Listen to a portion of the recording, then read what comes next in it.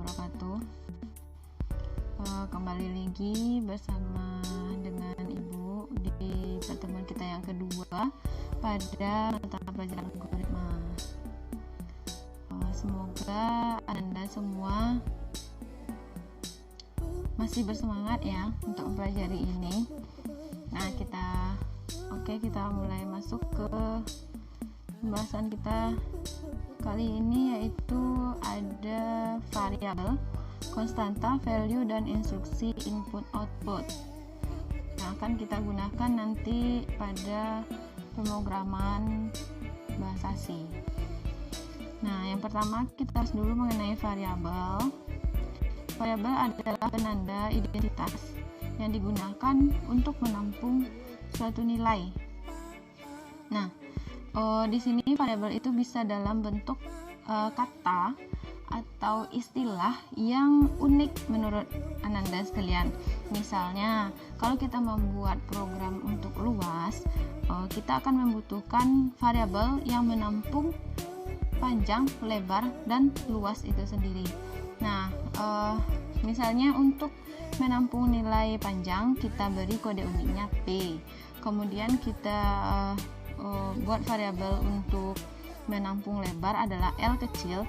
Kemudian untuk menampung nilai luas kita berikan dengan tanda L besar. Nah, itu dikatakan sebagai variabel. Artinya P, L kecil, dan L besar itu akan menjadi tempat penyimpanan nilai atau value dari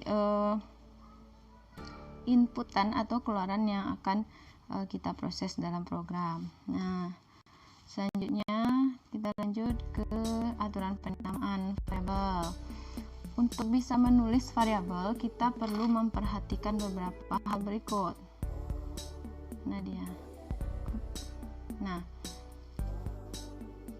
Nah, yang pertama itu adalah huruf, angka, dan karakter underscore atau garis bawah.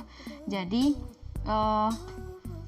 penulisan variabel hanya bisa ditulis dengan huruf, angka, atau karakter. Nah, tidak boleh pakai spasi. Spasinya bisa kita ganti dengan underscore. Kemudian dia tidak boleh sama namanya dengan keyword. Keyword itu apa lagi, Bu? Nah, keyword itu adalah key atau kata kunci yang sudah menjadi default di pemrograman C. Misalnya ada array, ada string. Nah, yang seperti itu tidak boleh digunakan. String digunakan untuk tipe data yang akan menyimpan teks misalnya. Jadi dia sudah dikenal oleh program C. Jadi tidak boleh digunakan lagi sebagai variabel. Makanya kalau kita bikin variabel itu adalah sesuatu yang unik dengan bahasa kita sendiri. Misalnya kalau panjang ya tulis panjang, atau P atau PJG. Nah, yang seperti itu tidak tergolong kepada keyword. Kemudian tidak boleh terlalu panjang karena kita akan sulit nanti untuk mengulang memanggilnya kembali. Sebenarnya tujuannya itu sih, tapi di sini juga dibatasi maksimal 31 karakter. Tidak boleh dari itu ya.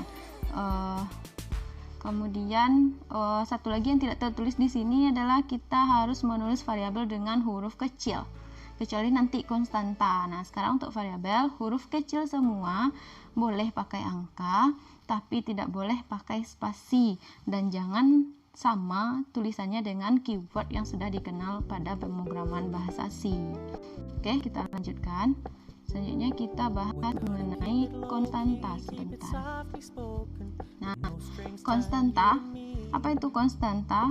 Itu identifier yang terkait nilai. Terkait nilai tidak bisanya diubah oleh program selama pelaksanaannya, meskipun dalam beberapa kasus ini dapat dielakkan. Nah, konstanta ini sama seperti yang telah pernah kita bahas sebelumnya. Itu adalah misalnya kalau untuk menghitung luas lingkaran, maka kita butuh pi. Yang namanya pi itu bisa dikatakan sebagai konstanta karena nilainya tetap dan tidak akan berubah selama program berjalan. Nah, karena nilai pi juga telah ditentukan pada dunia nyata gitu ya. Jadi ketika program dijalankan, nilai pi hanya bisa dipanggil tapi tidak bisa diganti.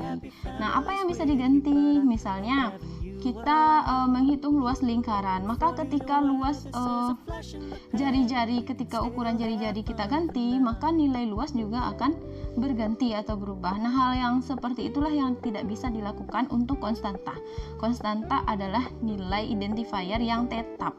Jadi ketika sudah kita tentukan nilainya 1, maka untuk proses berikutnya program hanya bisa memanggil dan tidak bisa mengubah nilai konstanta tersebut. Nah, lanjutkan. Selanjutnya adalah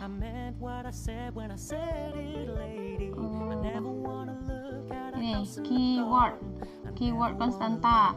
Jadi untuk menandai bahwa itu adalah konstanta atau untuk memperkenalkan kepada program C bahwa itu adalah konstanta, maka kita berikan keyword define atau const. Salah satunya saja. Jika sudah di define maka tidak perlu pakai const lagi. Jika tidak pakai define berarti kita gunakan const gitu ya.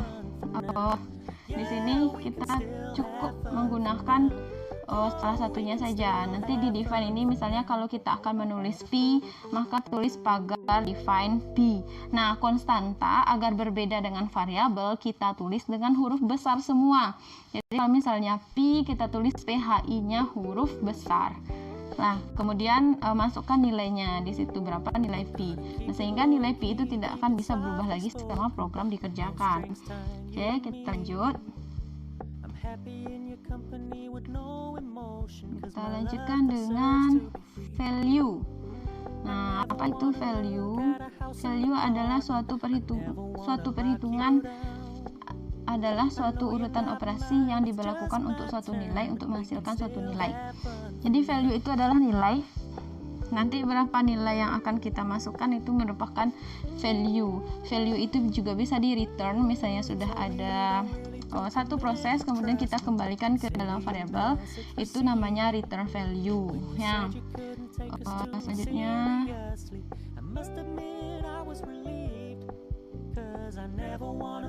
instruksi input dan output. Nah, ada 3 bagian yang bisa kita lakukan untuk instruksi input dan output. Yang pertama ada expression statement, yaitu suatu ekspresi yang diikuti dengan titik koma. Nah, setiap kita menulis biasanya itu dikatakan sebagai statement jika dia diakhiri dengan titik koma. Jadi kita bisa saja menerima atau membuat program baris pernyataan sebagai input atau output, kemudian kita akhiri dengan titik koma. Misalnya print F buka kurung, kemudian pakai kutip, kemudian tulis mari belajar, kutip lagi, tutup kurung, titik koma, maka itu dinamakan sebagai statement untuk output. Nah, perintahnya adalah untuk menampilkan mari belajar di halaman output nantinya. Kemudian yang kedua adalah control statement, yaitu 2 atau lebih statement yang mengendalikan langkah-langkah program. Berarti di sini kita membuat sesuatu statement yang mengendalikan langkah-langkah program.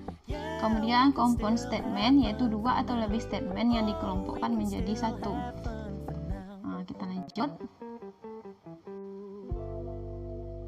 Oke, sampai di sini pertemuan kita kali ini mengenai variabel, value, konstanta, dan ekspresi input dan output. Untuk bisa lebih jelas lagi, Ibu sarankan kepada Ananda untuk mencobakan lembar kerja 2, yang di sana kita akan mengubah dari algoritma flowchart menjadi bahasa pemrograman C, sehingga nanti di kegiatan ketiga kita hanya tinggal mengkopikan source code yang sudah kita buat tadi ke program dev C++-nya ya. Di sini berdasarkan LKPD dan nantinya Ananda coba baca modul sehingga akan bisa membuat menerjemahkannya ke dalam bahasa C. Kemudian akan menggunakan variabel, value, konstanta dan sebagainya tadi. Oke. Terima kasih atas perhatiannya. Kita akhiri pertemuan kita kali ini dengan mengucapkan alhamdulillahirabbil alamin. Assalamualaikum warahmatullahi wabarakatuh.